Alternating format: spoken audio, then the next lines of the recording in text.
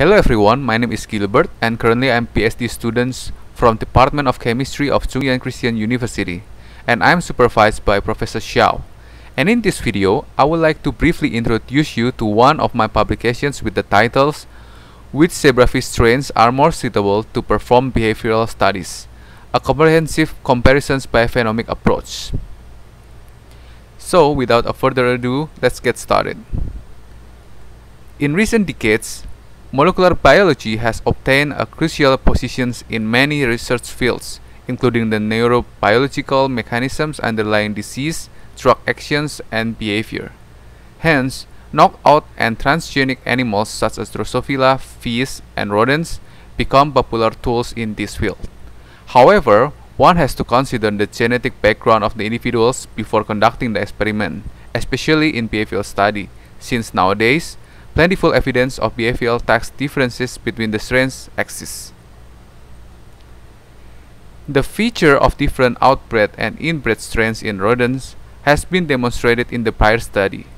In this previous study, they aimed to characterize several commonly used mice strains through several standard behavioral tests. Later, they found that animals from different genetic background strains exhibit varying behavioral patterns when assessed for sociability or novelty, memory functions, and negative behaviors like despair and stress calls.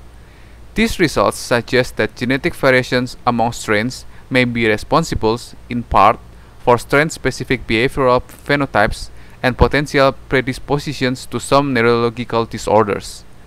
And now, how about the conditions in zebrafish? In recent years, a significant escalation in the use of adult zebrafish has been seen in behavioral neuroscience research.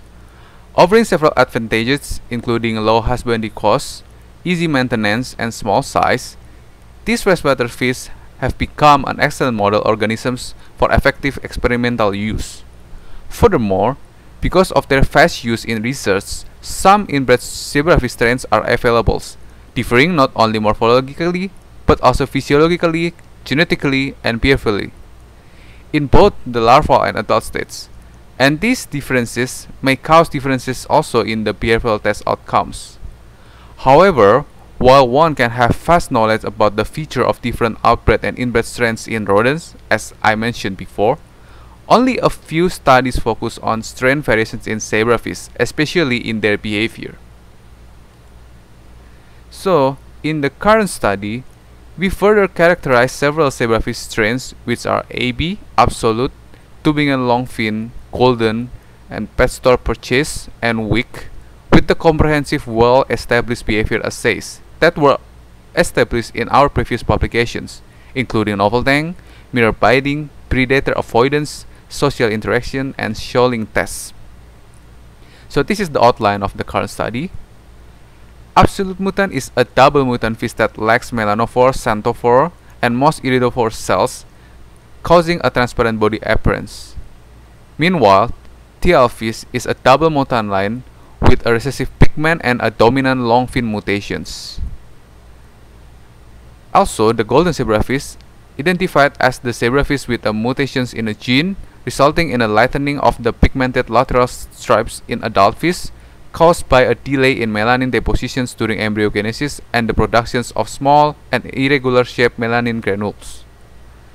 Before I go through the results sections, I want to tell you that not all behavior endpoints measured in this study are shown in this video, since I only showed the most representative behavior endpoint results of each behavior test. If you are interested and want to know more, please feel free to access the manuscript directly.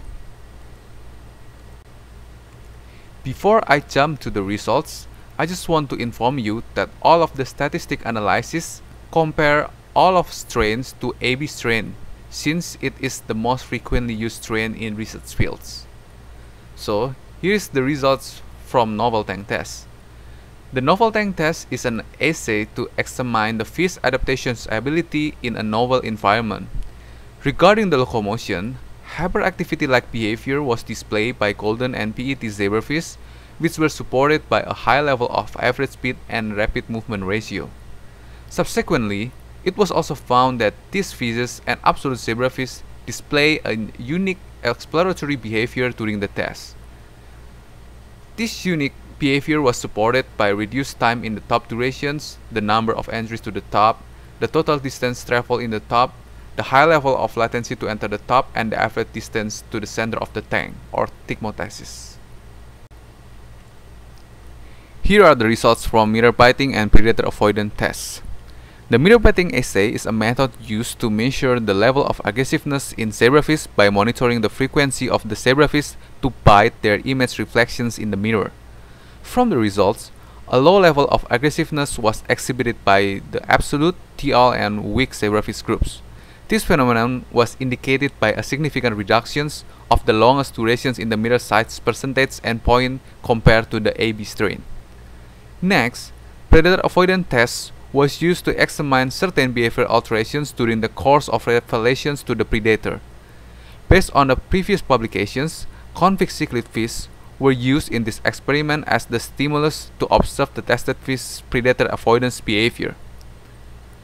The results reveal that the absolute, TL, and the weak strains display significantly different predator avoidance behaviors compared to their AB strain counterpart. This phenomenon was shown by the highest level of approaching predator time percentage and the low level of the average distance to the predator separators observed in these groups after tests. To obtain more clear presentations regarding those behavior test results, please look at these figures. These are the 5-minute locomotor trajectories for the AB, absolute, TL, and weak zebrafish during mirror biting and also predator avoidance behavior tests. The yellow color zones in the upper figure show mirror biting regions. Meanwhile, in the bottom figures it shows the approaching predator region. Let's continue to the next results. Here are the results from conspecific social interactions and shoaling tests. To examine the social behavior of fish, a conspecific social interaction test was conducted. The results show that the absolute, PET, and weak strains were less interested in their conspecifics than the AB strain, and exhibited a distinctive social withdrawal phenotype, which was supported by a lower conspecific interaction time percentage. However, in terms of their shoaling behavior, which is an innate social behavior for zebrafish to swim together to reduce anxiety and the risk of being captured by predators, a loose shoal was formed by the PET and weak strains. This phenomenon was indicated by a higher level of their average furthest neighbor distance compared to the AB strain, even though there was no significant difference observed in other endpoints. Overall, each strains tested in this experiment show specifically different behavior with the AB zebrafish as summarized in this table.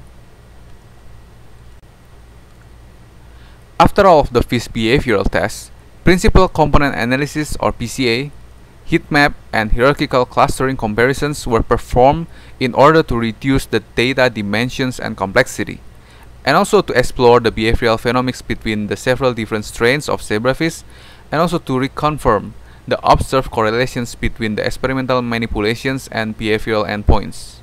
Furthermore, tiger barb behavioral data were also included as the outgroup to conduct a deeper study about the behavioral pattern differences between each tested zebrafish strain. From the results, two major clusters were generated from the hierarchical clustering results, separating AB and TL strain in one cluster with tiger barb and the rest of the fish in another major cluster. This categorization was plausible since based on the row clusterings, behavior variables were vertically clustered into two distinct clusters, separating these two major clusters. In the first row cluster, a significant difference pattern between each major cluster was observed. A relatively high level of behavior endpoints was reported in the first clusters, which is shown by red color, whereas in another major cluster, a relatively low level was reported, which is shown by the blue color. After further investigations, we found that most of these differences were related to the differences in their exploratory behavior, aggressiveness, and conspecific social interaction related endpoints. Interestingly, we found that the tiger barb fish were also arranged in the first cluster, and thus it can be concluded that this fish has a quite similar pattern regarding its behaviors, especially the fish behaviors examined in these experiments with the AB and TL strains. So the key points of this study are: first, each strain tested in this experiment shows specifically different behavior with the AB zebrafish. In addition, the coefficients of variations of each zebrafish strain from every behavioral test was also calculated to observe their reproducibility. And later, we found that the average lowest coefficient of variations was possessed by the AB zebrafish group, highlighting the strong reproducibility of these behaviors in this fish. And last, the PCA and heatmap clustering display two major clusters, showing the correlations and the distance between each strain regarding the behavioral test results. So the conclusions of this study are: the phenotypes of 6 zebrafish strains, which were AB, absolute, TL, golden, PET, and weak, were different in their behavior in various behavioral tests. Future works can be conducted by measuring the relative content of neurotransmitter and enzyme activities in the zebrafish brain to provide molecular mechanisms at either the amino or protein levels. The current findings emphasize the importance of using an appropriate zebrafish strain for behavioral studies, and these findings also add to the growing database of phenotypical differences between the zebrafish of the several common strains used. We hope that this finding can help other researchers to identify which strain is more suitable for the behavioral tests run in the future, mainly in an ecotoxicology content, and contribute to the growing database of phenotypical difference between several common strains of zebrafish. That is all for my brief introductions of this research article. Thank you for watching this video, and I hope that it can give some benefits for you. And if you are interested and want to know more about this study, please feel free to access the manuscript which is already published online.